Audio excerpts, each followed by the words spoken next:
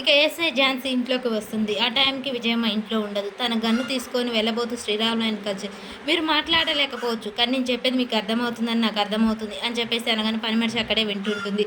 చూడండి విజయమ్మ గారు గన్ను ఇక్కడ ఎవరెవరి దగ్గర గన్స్ ఉన్నాయో అన్నీ కలెక్ట్ చేశారు. నాకెందుకో విజయమ్మ గారి మీద డౌట్ ఉంది. ఇద్దరి మధ్య గొడవ ఉంది కాబట్టి విజయమ్మ చెంచలమ్మ కొడుకుని చంపిందేమో నా అనుమానం. అందుకే ఈ గన్ను తీసుకెళ్తున్నాను.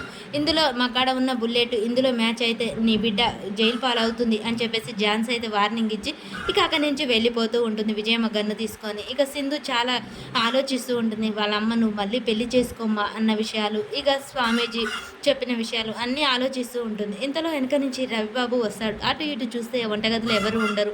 సింధూర ఒకతే ఒంటరిగా ఉంటుంది. ఇక సింధూర నువ్వు నా సొంతమే అని చెప్పేసి వెనక నుంచి వచ్చి అలా సింధూరని వెనక నుంచే ఇలా చేయితో తడుముతూ ఉంటాడు. సింధూర ఏమాత్రం స్పృహ లేకుండా అలాగే ఆలోచిస్తూ ఉంటుంది. ఒకసారిగా రవిబాబు గట్టిగా హగ్ చేసుకుంటాడు. సింధూర ఒకసారి ఉలిక్కిపడి ఎవరు నువ్వు వదులురా అని గట్టిగా అరుస్తూ ఉంటుంది. అక్కడే ఉన్న ఒక ప్లేట్ తీసి కాళ్ళ మీద విసిరేస్తుంది. అంతటితో రవిబాబు దూరంగా జరుగుతాడు. ఏంట్రా నువ్వు చేసే పని, చంపేస్తాను నరికేస్తాను అని చెప్పేసి సింధూర మాట్లాడి చెంప పగలగొడుతుంది.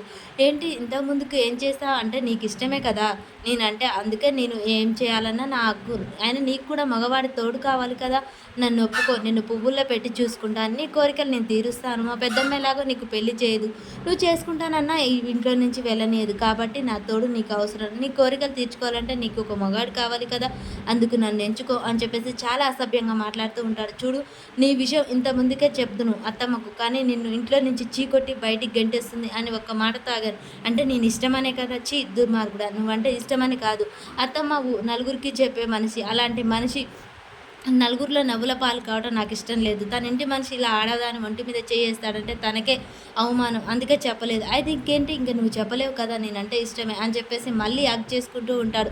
ఈలోపే చంటి అయితే లోనికి వస్తాడు. చంటి రాగానే రవిబాబు వాటర్ తాగినట్టు యాక్టింగ్ చేస్తూ ఉంటాడు. ఏంటి బాబు ఏం కావాలి, నన్ను పిలిస్తే నేను ఇస్తాను కదా అని చెప్పేసి చంటి అడుగుతూ ఉంటాడు. ఏం లేదు నాకు కావాల్సింది నాకు దొరికింది, ఇక నేను వెళ్తాను అని చెప్పేసి అక్కడి నుంచి వెళ్తాడు. ఇక సింధూర సైలెంట్గా మౌనంగా చూస్తూ ఉంటుంది. పాలు పొంగుతున్నాయి అమ్మాయి గారు, ఏంటి అలా చూస్తున్నారు అని చెప్పేసి పాలు స్టవ్ బంద్ చేసి ఇక పెద్దయ్య గారికి కాఫీ తీసుకెళ్తాను అని చెప్పేసి చంటి కలుపుతూ ఉంటారు. ఇక మరి సింధూర అయితే అలాగే మౌనంగా చూస్తూ ఉంటుంది. మరి చంటికి నిజం చెప్తుందా? సింధూర జరిగింది చెంచలమ్మకి ఎలాగో చెప్పుకోలేదు, మరి కనీసం చంటికైనా చెప్పుకొని ఆ రవిబాబు బారి నుంచి సింధూర తప్పుకోగలుగుతుందా? మరి చంటికి చెప్తే చంటి ఏం చేస్తాడు అనేది మనకు నెక్స్ట్ వీడియోలో తెలుస్తుంది. మన వీడియో నచ్చినట్టయితే లైక్ చేయండి, షేర్ చేయండి.